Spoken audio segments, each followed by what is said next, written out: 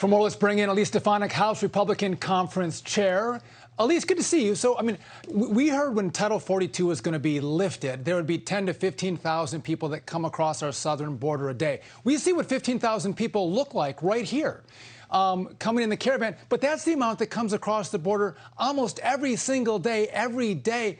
Is there anything that Congress can do to get the Biden administration to change policy and secure our border?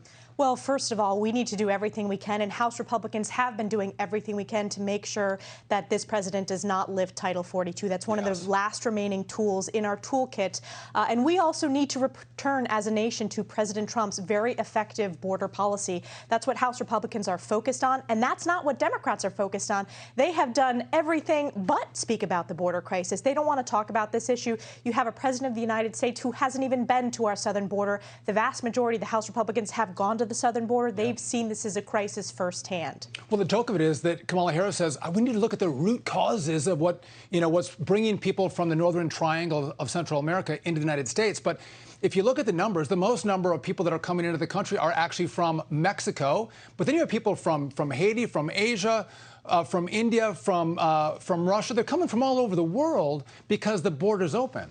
Yes, the root cause is Joe Biden's open border policies. We know that the border security policies and building of the wall worked under President Trump. It was the most secure southern border in our nation's history. And now we're seeing the most open, porous border in our nation's history. And it doesn't just impact border communities, Sean. It impacts districts like mine in northern New York. We're seeing an increase in deaths related to fentanyl, which is flowing across our southern border. I represent Border Patrol officers on the northern border who have been transferred over and over and over again, which creates stress on their families and, frankly, leaves us with security openings on our northern border. And you're exactly right to point out these are illegal immigrants from over 100 different countries, individuals on the terror watch list, which had Congress not demanded that information, the American people would not have known that. So securing our border is a top priority for House Republicans, and it's one of the reasons why we're going to work back to win the House. You know, I've heard a number of parents talk about every state being a border state, right? And what they'll talk about is in their kids' classrooms, there's a flood of new kids coming in because their parents brought them across the border. And the schools are inundated with, new resources for language, right? But also a class size of 18 kids is now up to 30 kids because they have to fit all these new kids into the school system. And the American child's education is being impacted because of a massive flood of new migrant children in the school. It doesn't seem like America has the capability, especially at these levels, to admit all these people into the country. And who's paying for that? The hardworking American taxpayer. An example in the state of New York, there were the illegal flights that were done under the dark of night, and had it not been for a FOIA request of the Department of Homeland Security issued by a New Yorker, we would not have known. I have legislation to demand transparency and data for any migrants that are sent anywhere, by bus, by train, by plane, to any community across the United States. The American people and law enforcement agencies deserve to have that data. It shouldn't be happening in the first place.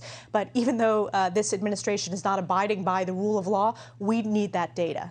Before I let you go, tomorrow is going to start the show trial for Democrats about January 6th. Most hearings that the Congress has they start at 10 o'clock or 2 o'clock during the day. This one is going to be at night because they want primetime airing, and most of the liberal networks are going to cover it. But I think they're missing the mark on this. I want to know your view, because when Americans can't buy gas in their car, they can't afford groceries at the grocery store. You're a mom with a baby. They can't get formula to feed their babies. Problems that affect their everyday lives that they want the Congress to actually work on. They're going to have a show trial on January 6th? It is shameless. They hired the former president of ABC News as a producer. So this is about trying to change the narrative. And think about this, Sean. House Democrats have not held any hearing, let alone a primetime hearing, on any of these crises that you pointed out, whether it's the skyrocketing gas prices, which are unaffordable for my rural constituents, whether it's Bidenflation, which is crushing every family's budget, or whether it's the baby formula shortage, which I feel firsthand. I went to purchase baby formula to get us through a couple of days over the long Memorial Day weekend where I had lots of events in the district. They are rationing it at stores. This is America. This should never happen. And yet Democrats are changing the narrative to focus on this political witch hunt where there are no Republican appointed members appointed by the minority leader, Kevin McCarthy. It's only Pelosi puppets. You know, I've had nine kids, and feeding your baby is a really important thing. You hold it dear to your heart. And if you can't feed your baby, the stress that that causes a mother and their family, and to think that, again, Democrats aren't focused on saying, you know what, we shut down a plant from the FDA that provides 40% of the baby formula into the country, and we don't have a plan to get it back and run again to get formula on the shelves so moms can buy it so they're not stressed out, is unbelievable to me. It shows that this government is completely incompetent. It's incompetent, and the FDA knew this was going to be an issue. This administration knew this was going to be an issue. My office wrote a letter in February warning of this potential shortage, and we didn't get a response from the Biden administration until May, when I started blasting this administration for their failure of leadership. And I'll tell you, as a young mom of my son Sam, who's 9 months, so we were at the tail end of formula fed before transitioning to regular whole milk, it is stressful. And I know it's stressful for rural families in particular who have to travel an hour to get to the grocery store. If they don't have it, they have to travel another hour. So add that to the high gas prices. It is crushing families. You know what I think? Moms, whether Republican or Democrat, look to a congresswoman like you who has a child who's using formula, and they're grateful that you're standing up and actually giving a voice for them in the Congress to say, you know what, this has to stop. We need to fix the baby formula crisis because, again, we can't deal with this as mothers. So thanks for standing up for moms, and thanks for joining me, Elise. I appreciate it. Thank you, Sean. Great to be with you.